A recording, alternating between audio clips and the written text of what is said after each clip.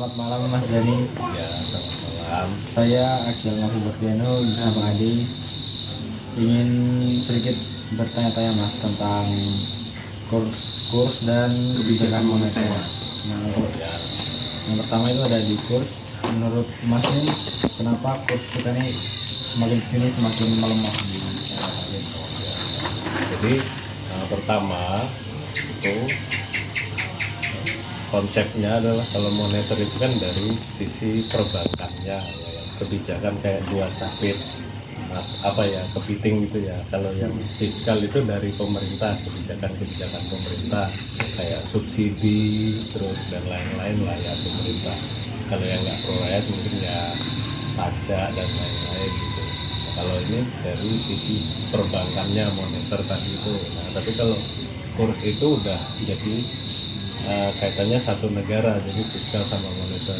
Nah, kalau menurut aku sih itu kurs tadi pengaruhnya ya dari GDP. Jadi di ekonomi itu ada kayak efek gravitasi, tarik menarik, misalnya dari suatu negara di satu kawasan, misalnya ASEAN, 9 negara Asia Tenggara itu kan berdagang dengan produknya yang bermacam-macam. Nah, Indonesia punya variasi produknya unggulan apa aja, terus Malaysia, Singapura apa aja yang mereka unggulkan.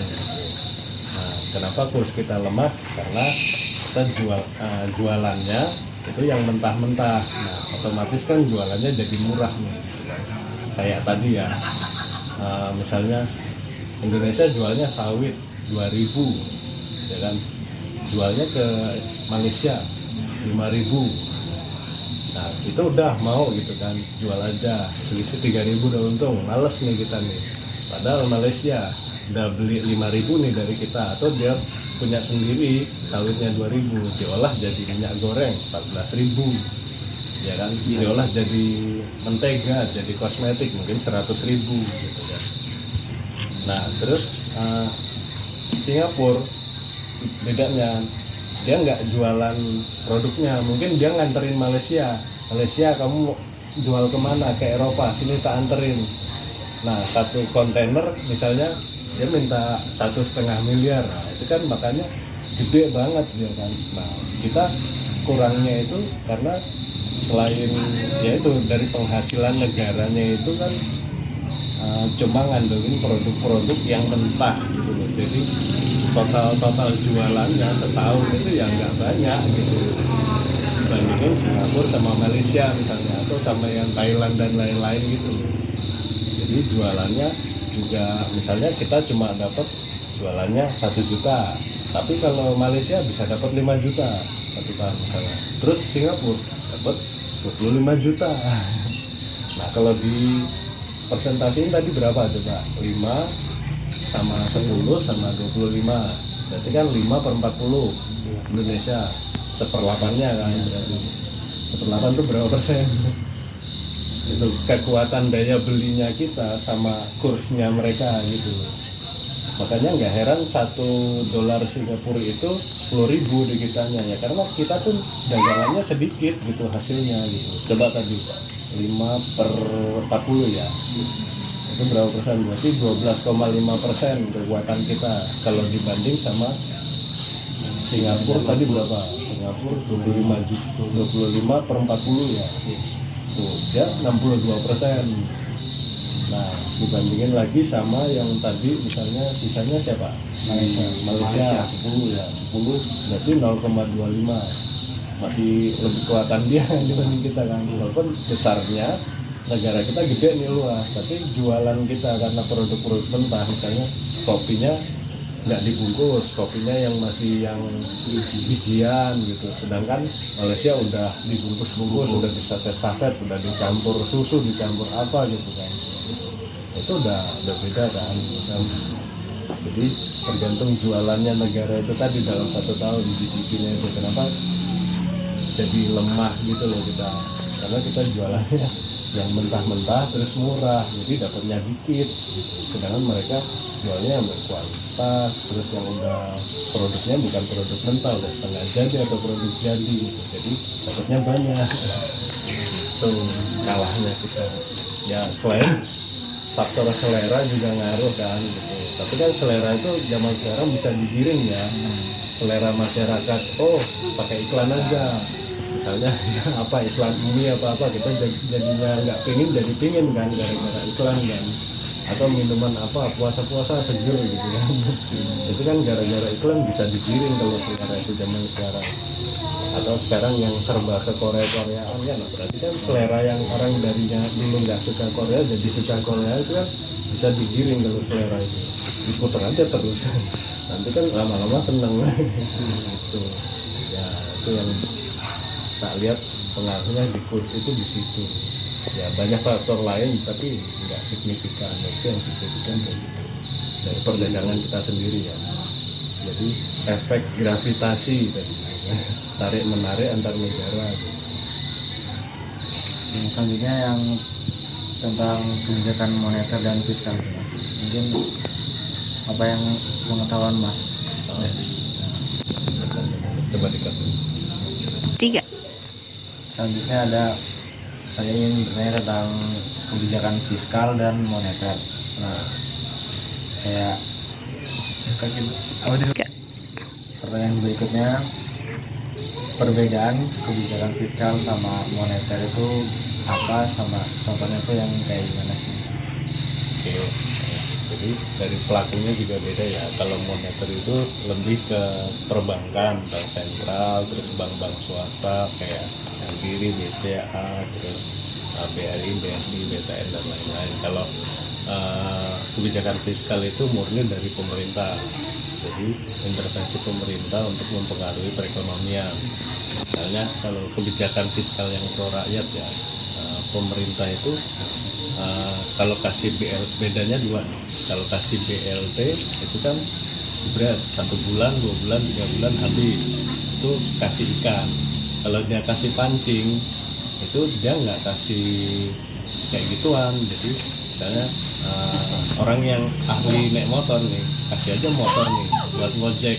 Nanti pelan-pelan dia kan dari misalnya pengangguran, menghilangkan pengangguran tuh dengan mengojek ya kan. Terus lama-lama dari miskin dia jadi sejahtera berarti ekonominya meningkat ya kan. Terus kalau misalnya ojek atau misalnya warung nih dikasih modal kulit nih apa nih kasih modal misalnya jualan sembako gitu kan, kasih. Nah pertamanya dia nganggur jadi punya pendapatan, miskin jadi nanti sejahtera nanti jadi meningkatkan perekonomian gitu secara nasional gitu kan, lama-lama gitu ya. Itu kebijakan fiskal pemerintah yang pro rakyat. Tapi kalau yang nggak pro rakyat ya tadi itu yang instan langsung habis, kasih minyak goreng, kasih sembako, habis itu hilang. Ya bedanya ya itu kasih pancing sama kasih ikan gitu, tergantung pemerintahnya lagi mau ngasih yang mana gitu kan. Bagusnya memang kasih pancing kan gitu kan. Misalnya atau ini orang nggak punya keahlian terus dikursusin sama pemerintah, dikursusin jahit. Nah, terus abis udah bisa kursus jahit dia dikasih bahan baku produksi baju sendiri, terus apalagi jahit-jahit yang sobek dan lain-lain, terus desain berkembang kan dia semakin makmur gitu kan. Nah, terus ekonomi meningkat gitu kan. Itu kasih pancing bukan kasih umpan, kasih ikan gitu. Itu yang fiskal ya gitu kan. Jadi dari pemerintahnya itu sendiri. Harapan kita ya pemerintah itu yang pro rakyat kan ya. Jangan pura-pura pro rakyat yang instan tadi itu ya. Iya. Kita Di sini saya mau sedikit meminta waktunya untuk mewawancarai Ibu tentang ekonomi. Untuk pertanyaan tematik awal, saya ingin sedikit bertanya tentang kurs rupiah yang saat ini melemah hingga 16.000. Menurut pendapat Ibu, kenapa kurs rupiah ini bisa melemah di saat ini? Kalau kurs rupiah itu melemah karena ada perbandingan dengan dolar. Dolar itu naiknya karena keadaan eh, dunia. Kalau kurs rupiah kan sama kita ada kayak pemilu kemarin, ada pemilu kurs rupiah menurun, sentimennya ada sentimen menurun. Tapi ketika nanti pemerintah udah mulai berjalan, biasanya mulai stabil, bisa turun lagi, rupiahnya bisa naik, bisa meningkatkan dolar. Ya, seperti itu, ada sentimen dari luar, bukan karena politik, jadi bisa naik turun. Terus apa yang Ibu ketahui tentang kebijakan moneter atau biaya fiskal? Kebijakan moneter atau kebijakan fiskal biasanya kebijakan-kebijakan yang diambil dan berpengaruh pada perekonomian. Yang tahu Yang itu. semuanya seperti itu. Ya. Oke, terima kasih Bu. Berikut saya ada beberapa soal Bu, Ibu tinggal jawab benar atau salahnya aja. Soal yang pertama, benar atau salah kebijakan moneter adalah kebijakan pemerintah yang mengatur jumlah uang yang beredar di negara tersebut? Benar. Benar. Salah Bu. Jadi Jawabannya salah. iya, jawaban yang benar adalah salah. Karena kebijakan moneter itu dilakukan oleh bank, bukan pemerintah Bu. Oh, iya. Jadi kebijakan moneter itu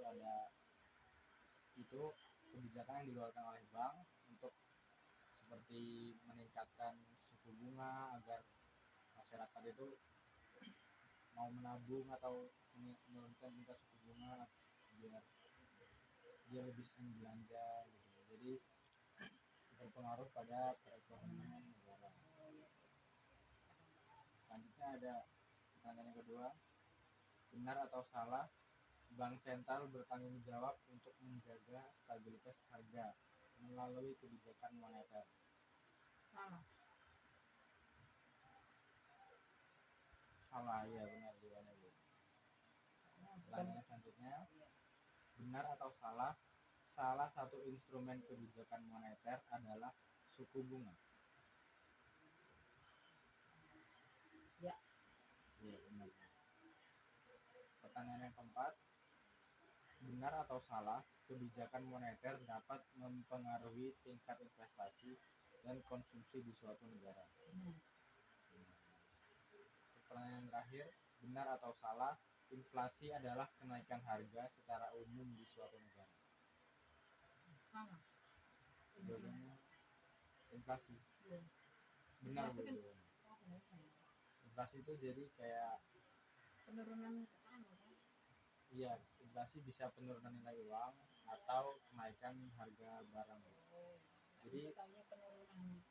tapi kenaikan harga barangnya secara umum, jadi semuanya tuh menaik secara serentak dulu. Oke, terima kasih Bu, waktunya sedikit saja. Terima kasih. Selamat malam Mas Arya. Selamat malam Mas Akil. Saya di sini mau sedikit meminta waktunya Mas untuk bertanya-tanya sedikit ya. Boleh Mas Akil. Yang pertama Mas, apa yang Mas Arya ketahui tentang inflasi Mas? Inflasi. Menurut saya inflasi itu adalah meningkatnya jumlah uang yang ada di dalam negeri, namun tidak seharusnya itu keluar terlalu banyak gitu Mas, inflasi itu. Oh, jadi inflasi itu uangnya kebanyakan gitu dalam Iya, negeri kita. ya, Kata istilahnya seperti itu ya. Terus yang kedua, apa Mas Arya tahu tentang kebijakan moneter atau kebijakan fiskal gitu? Ya, tahu Mas. Tahu. Ya, saya tahu tentang kebijakan moneter Mas. Kebijakan yang saya tahu tuh kebijakan moneter adalah peraturan yang dikeluarkan oleh bank sentral atau bank pusat untuk mengatur jumlah uang yang keluar untuk mencapai tujuan tertentu. Terima kasih Mas. Ya. Nah, saya di sini berikut ada beberapa soal Mas. Mas bisa menjawabnya tinggal benar atau salahnya. Siap. Untuk soal yang pertama Mas, kebijakan moneter adalah kebijakan pemerintah yang berhubungan dengan pengaturan jumlah yang beredar di masyarakat. Benar atau salah? Benar. Benar. Soal yang kedua, inflasi adalah penurunan secara umum dari tingkat harga barang dan jasa dalam jangka waktu yang lama. Menurut saya sih salah Mas. Salah. Oh iya benar Mas. Soal ketiga Mas, Bank Indonesia adalah lembaga yang bertanggung jawab atas kebijakan moneter di Indonesia. Benar. Nah, salah satu instrumen soal keempat, Ya, salah Mas. satu instrumen kebijakan moneter adalah suku bunga. Benar atau salah? Benar, Mas Agil. Benar. Benar. Yang saya itu benar, Mas Agil. Yang kelima, kebijakan moneter tidak berpengaruh terhadap tingkat inflasi di suatu negara. Nah, benar atau Salah, Mas Agil. salah? Salah. Benar, Mas. Benar. Oke, terima kasih Mas Arya atas Ya, sama-sama, waktunya. Mas.